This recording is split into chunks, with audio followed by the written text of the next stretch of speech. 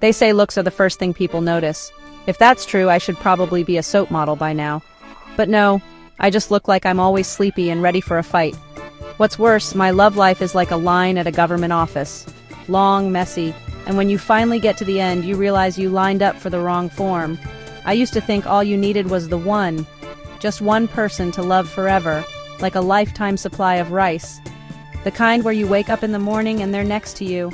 At noon, they're your chat buddy, and at night, still them. Turns out that can get boring too, like leftovers reheated for a week. Back then, I believed in the idea of one love, one person, one heart, one forever. Romantic, right? Like a John Lloyd and B movie. But what those movies don't show are the scenes where you have to pretend you're okay when you're not.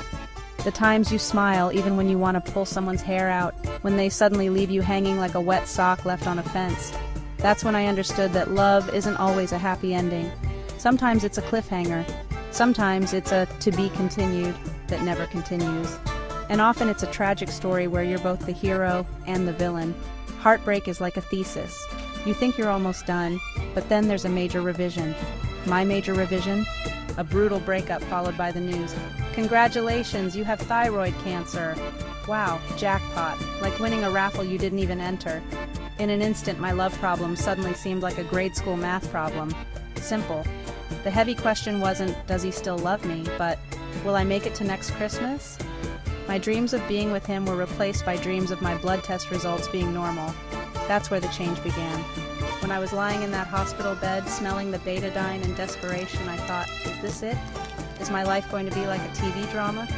I realized that the love I was giving to one person with no guarantee they'd stay, I could actually share. I wasn't afraid to love again.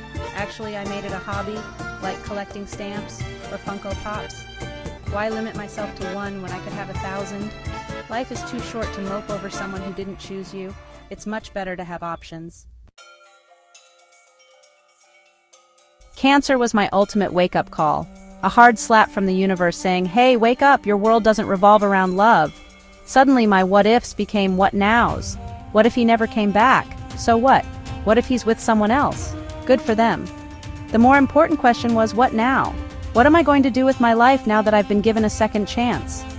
That's when I realized that love isn't like an exclusive membership to an expensive club. It's like a buffet. You can take whatever you want and go back for more as long as you can.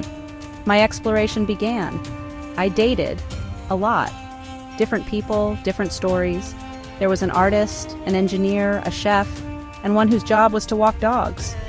It was actually fun. It's like traveling without leaving the city. Each person, a new world. My old view that I needed to be perfect for one person disappeared. It was replaced by the idea, this is me, take it or leave it. There's always someone next in line. This isn't about being promiscuous. It's about appreciating connection in its various forms, without the pressure that it has to end in marriage. Here, I saw the difference between monogamy and polygamy, or my version of it, serial monogamy with a twist of chaos. In monogamy, it's like investing in one stock. You're all in. If that stock crashes, you crash too. All your money is gone, all your emotional energy is gone. It's hard to move on because all your dreams were tied to one person. It's like building a house on land that isn't yours. When you're kicked out, you have nowhere to live. It hurts, doesn't it? All your eggs are in one basket, and they're all broken. But from my current perspective, love is like a portfolio, diversified. There's long-term investment, short-term. There's high risk, high reward. If one doesn't work out, it's okay. There are others. Your world won't fall apart. You won't lose everything. Moving on just becomes part of the process, not an end. It's like just changing the channel. If you don't like what you're watching, the remote control is the answer.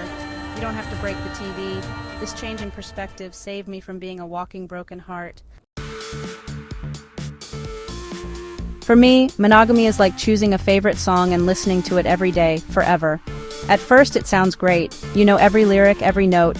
But eventually, no matter how good the song is, you'll look for a different playlist. That's what happened to me. My one true love became an overplayed song I just wanted to skip.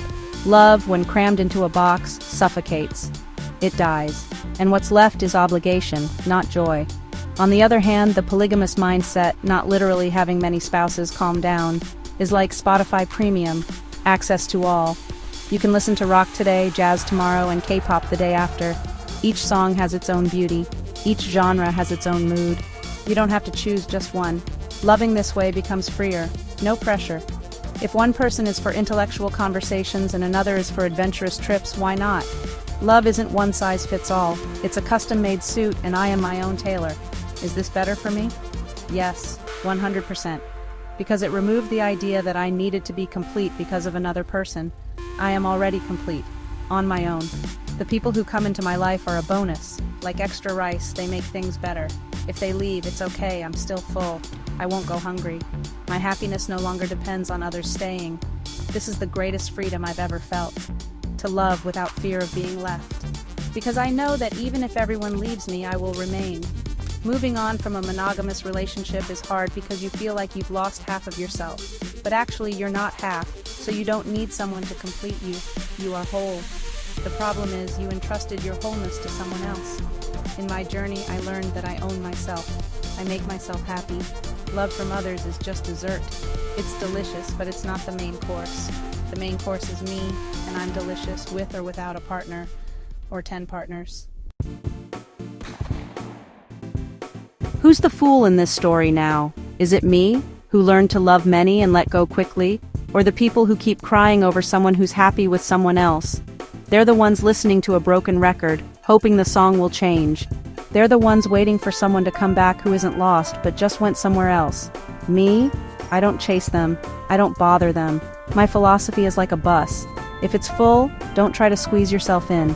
Just wait. A new one will come. Or take a taxi. Or walk. There are many ways to get to your destination. The people who didn't stay aren't a loss. They are lessons. Chapters in your life's book that you need to finish to move on to the next. They're not for you because they love someone else, and that's okay. You can't force someone to choose you, just like you can't force a fish to climb a tree. They have their own world, their own happiness.